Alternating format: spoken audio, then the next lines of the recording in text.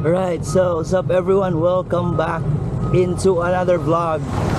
So as you can see, we are in the landslide capital of Cebu. We are in Manipis, but we're here because the view here is great. The climb is nice because it's a continuous gradual gradient, so it's very good to have like easy rides and zone 2 rides here. Actually my third time here this week. So this vlog is supposed to be like a pilot episode of our Ridecast vlogs together with Gulapings. So Ridecast is a vlog and a podcast. So but Gulaping's wife just recently gave birth to their second child, so congratulations to Gulapings and Ma'am Cha.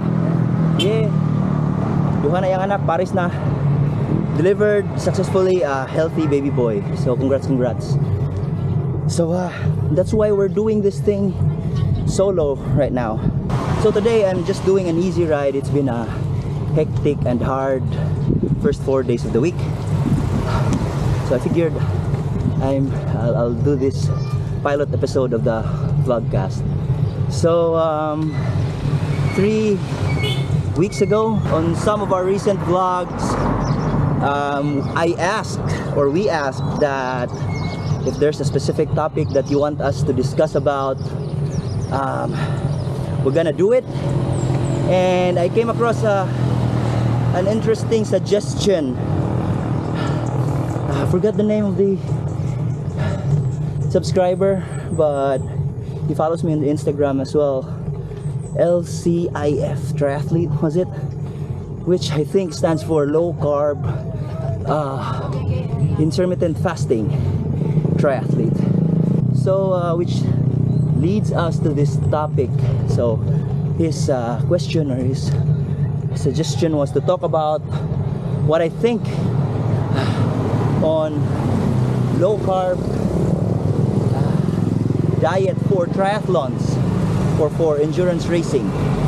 So that's the topic that we're gonna discuss today. Alright, so what are my thoughts on low carb and intermittent fasting on triathlon or endurance sports? Actually right now I'm doing a fasted ride. I'm gonna eat it at 9 o'clock in the morning. I feel like it's beneficial if you sprinkle it in on your training. That being said, my opinion on low carb diet, high fat diet, is that you will be limited if you are looking at it as a diet to boost your performance. It is good if you are depending on it for health reasons. You wanna maintain blood glucose levels if you have like diabetes. But if we're talking strictly performance, you're somehow limiting yourself, because if you want to go fast, there's just no two ways about it. You need glucose in your system. I don't ever remember a pro or successful triathlete that's like winning, that is on high fat and low carb diet. And to further my point, the guys at the Pro Tour teams and actually GCN has recently published a video with regards to their diet with their physician and their nutrition coach. Hindley, when he won the Giro d'Italia, was on a very high carbohydrate diet. I believe he was consuming 120 grams of carbohydrates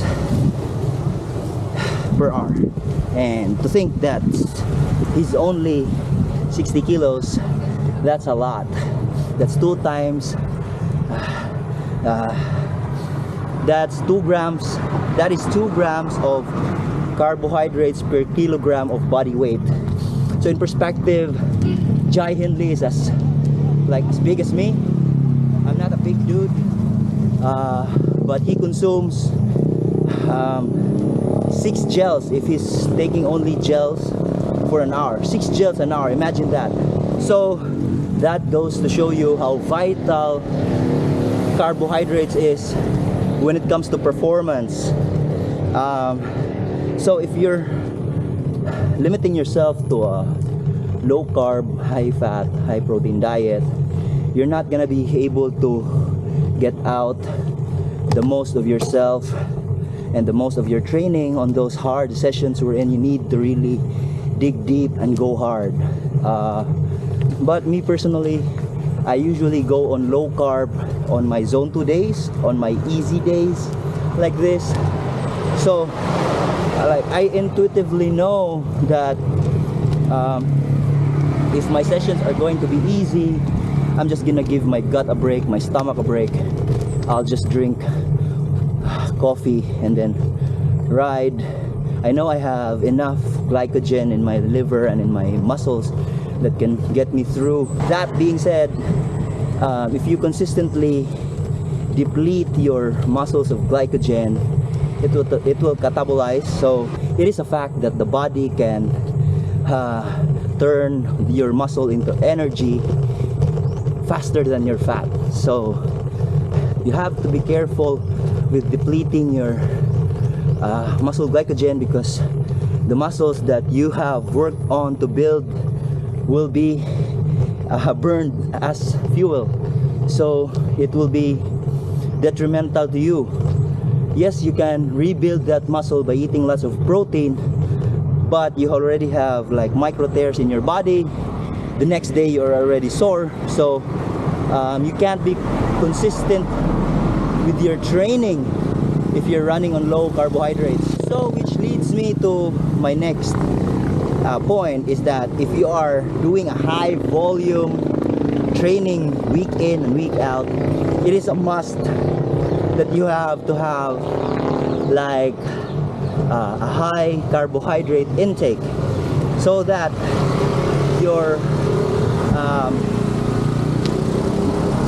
muscles are always topped up with carbohydrates.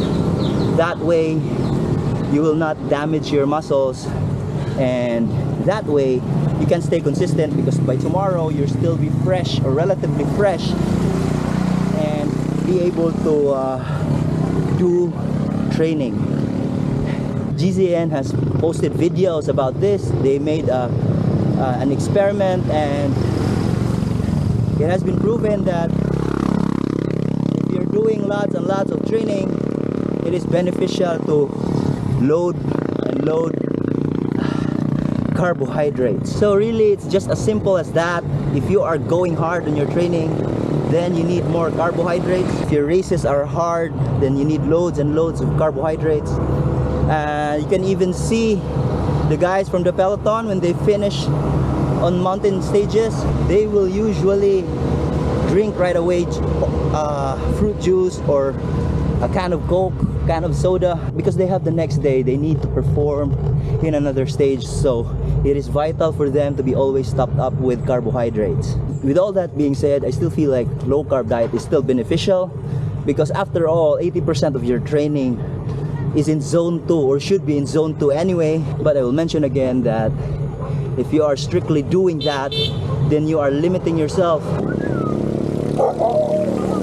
because you're not gonna be able to squeeze out quality out of yourself on training. And even when you're actually riding on zone 2, you're still burning glycogen. So you can see the Norwegians are really very diligent with their carbohydrate intake. Even the best ultra marathoners still bring gels and loads of gels and carbohydrates on their races simply cannot perform at your highest level if you're only depending on fat. A huge part of the Norwegian method is actually training your gut system to be able to absorb as much glucose, as much carbohydrates as you can, because carbohydrates and your ability to absorb them is equals to performance. So they train their gut. So what they do is they train their gut to be able to absorb lots and lots of carbohydrates so that they can perform more and they can perform longer on races, and also they can perform consistently on training. Because even if you're riding at zone 2, if you're like an advanced athlete already, not a beginner, you cannot eat as much as you're burning. So meaning if you're riding at your zone 2, there's a point wherein you can't take any more carbohydrates, but you're still burning more than that. So being able to absorb lots and lots of carbohydrates will be beneficial, because you will delay fatigue. And if you are on a low carbohydrate, high fat diet, that's gonna be detrimental for you, because you're not able to train yourself. You're not gonna be able to train yourself to absorb those high amounts of carbohydrates. And during races, if you try to switch and suddenly take in lots and lots of carbohydrates because you're in a race now, and then that's what the body demands you to take, you're not gonna be able to tolerate as much as those who have trained it, and as much as people who consistently take carbohydrates during their training. So my major takeaway for this is that aside from the fact that vlogging in Manipis is very hard because there's a lot of screeching cars and motorcycles and trucks, major takeaway is that you really have to be flexible with your diet. On endurance ride, you can go low carb, you can fuel with fat that is healthier, and you'll be able to lose weight as well. But during hard days, you should be able to also take in carbohydrates and be able to tolerate loads of them so that you won't damage your muscles as much.